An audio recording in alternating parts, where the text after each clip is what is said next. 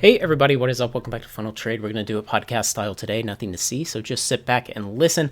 I had a question from a viewer a couple days ago and it really got me thinking. I had made a community post with yet another WotC dump on Amazon of Dominaria United collector boxes at $152. And so we'll have to set the bar and say that $152 is the true dump. The current price as I record this today of WotC selling them on Amazon is $169. We'll just call that kind of a constant leak, not quite a dump. And the current market price on TCG Player is $176. Of course, wholesale is around $188. And so the question from this viewer was, what do you think, since this has happened a few times? It doesn't look like it's selling out. Are new lower low prices on the way for this product?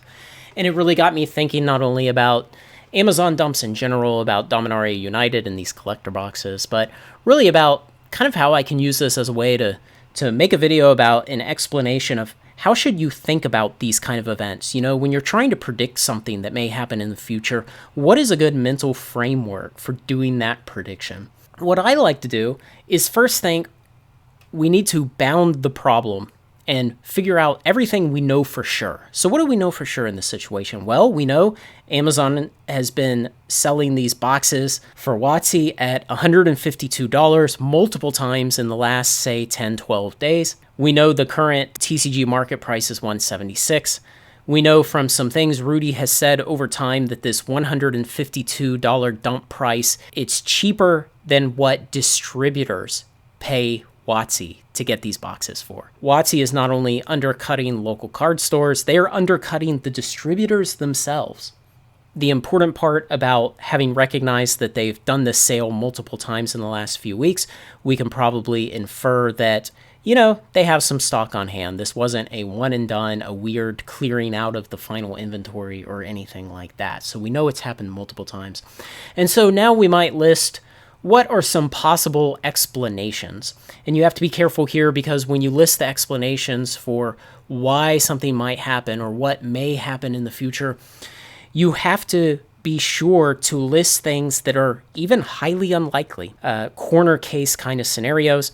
You also have to list things even if you don't like that explanation. Even if if the explanation goes against a bet you've made in the market, you still need to acknowledge that it's possible or you're doing yourself a disservice here. An explanation and a prediction for the future on this is that WotC just has a boatload of these boxes. I mean, they have pallets and pallets and pallets of these boxes sitting in Austin, and they are struggling to dump them all. And that's why we've seen them put them at the sale price multiple times in the last few weeks. I'm a little disinclined to believe ultimately that that's the best explanation. The reason for that is that we've seen in the past WotC absolutely annihilated Crimson Vow collector boxes through Amazon. They were selling them in the 130s, the 120s. Eventually, they kind of did a very quick sale in the 80s before Black Friday, and they absolutely had no problem annihilating those prices. No one would argue that Crimson Vow is not a less popular set than Dominaria United, that those collector boxes were selling worse than the Dominaria United ones were, and that from WotC's perspective, it was way more in need of a clearing out of the inventory. And so the fact that they haven't done that same thing with Dominaria United makes me think that they're not sitting on as many boxes as they were Crimson Vow. So what's another possible explanation? Maybe another explanation is that regardless of the number of boxes that WotC is still holding on to, they're just slowly trickling them out into the market to not overly upset the distribution network. Because like Rudy has said, the distributors got rightfully a little upset with WotC for undercutting them directly through Amazon. And so now if WotC wants to play this game in the future, they probably need to be a little more disciplined about it. Don't annihilate the market for a product for months to come by absolutely dumping a giant wave at way too low of a price. You know, be a little more disciplined, meter them out a little at a time, run this sale for maybe a day at a time, every week or so, as we're near the end of the financial quarter. That's really the better explanation, right? We're near the end of the financial quarter. We have a few days left, and WotC One, they've told us that they have too much inventory. They told us that during the Q4 conference call about a month ago, and that they're going to be trying to work on the inventory problem without any real specifics of how they're going to work on it. And we know that companies always want to post more revenue, post more profit, and the best way to juice the revenue and the profit is dump high value things like collector boxes through Amazon at prices that undercut the entire distribution network. So I feel like this is a much better explanation. They are just trying to release a bit at a time, not draw too much attention, not absolutely annihilate the market like they did for Crimson Vow collector boxes, and just add some revenue, add some profit because we're at the end of the quarter. Often what you'll find when you're trying to make a prediction like this is that the simplest explanation is often the best.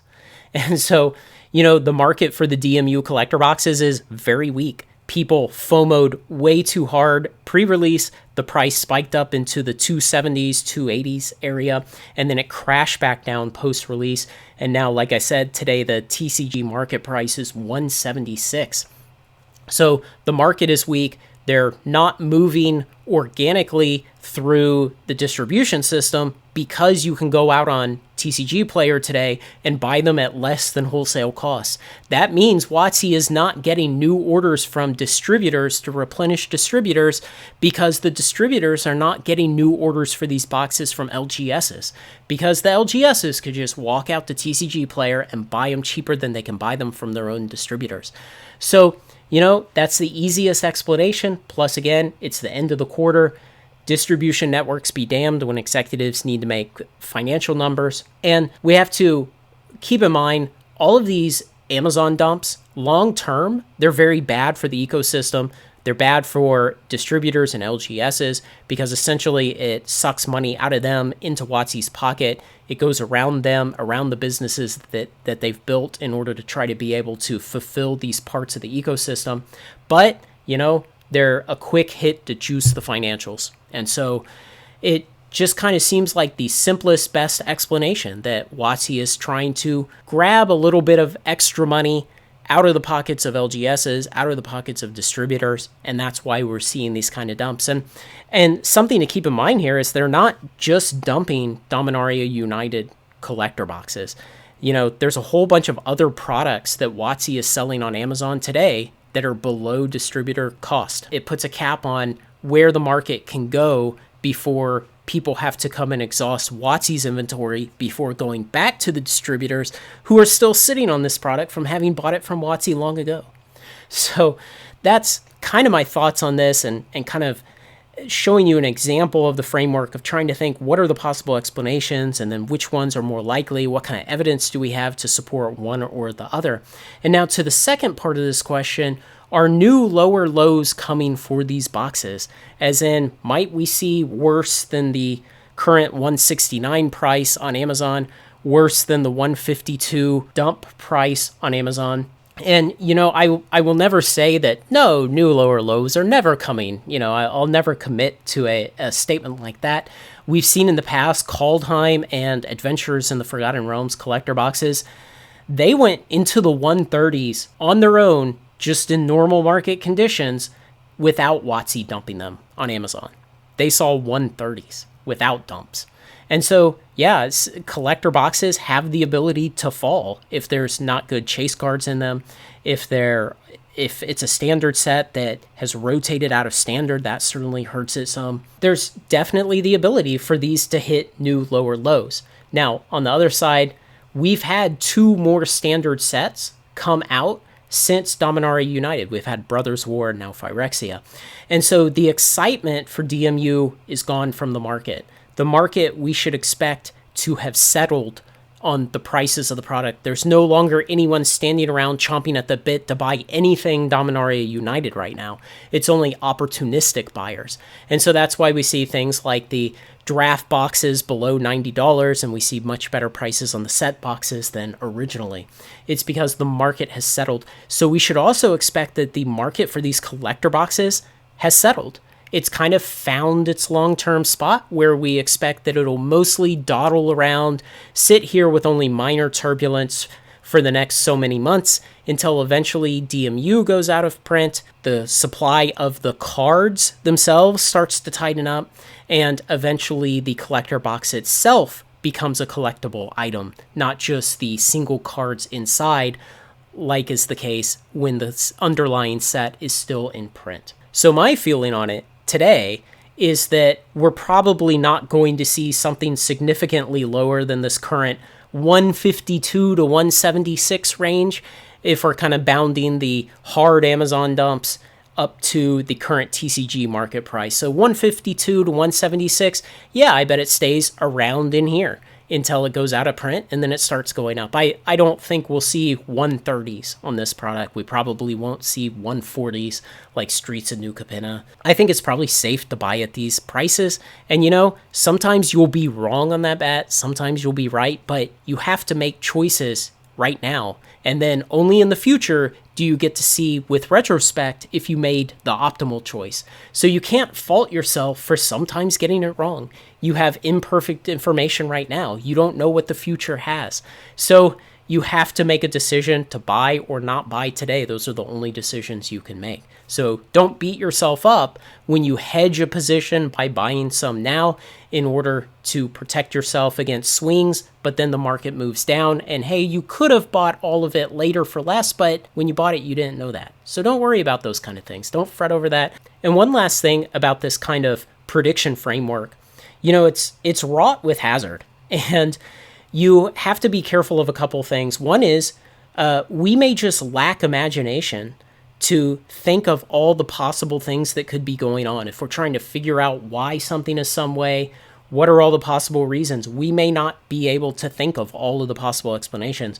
And if we're trying to say what may happen in the future, we may fail to identify all the future possible scenarios that could happen. Your imagination can be a problem in this. And the other is you have to be careful to not project your values onto the market. And this is something I talk about from time to time. You just have to understand that not everybody thinks the way you do. Not everybody has the same motivations you do, the same long-term plans or desires, the same risk tolerance, the same availability of capital. And so different participants in the market are going to have different reasons for making different decisions, and they will all affect the market in different ways. And so sometimes you can make what you feel like is an absolutely rational decision for good reasons, and the market will still move against you. So just understand that you have to be careful always about projecting your values onto the rest of the market. And that includes when you're using this kind of prediction framework to try and figure out what might happen. How can I get closer to a reasonable assessment of what the future might hold? So there we go. To sum up the answer to the question, I think WotC is selling as many of these boxes as they want to juice the numbers as hard as they feel they need to get their bonuses for this quarter. So are new lower lows coming? Maybe, not likely. It's already really low compared to distribution price. Let me know what you think, guys. If there's anything I've missed, any other ideas you have about this, or whatever questions you have. Also, there's going to be a bonus buck sale on TCG Player this Thursday for sealed and supplies. Still no singles on the bonus buck sale. I've got a post working on Patreon with my recommendations and what I'm going to buy. Go on over there and look at that if you're a patron. If you're not, consider signing up. It's $4 a month and really helps the channel out. Let me know what you think, guys. Like, comment, share, subscribe, and join me on Final Trade.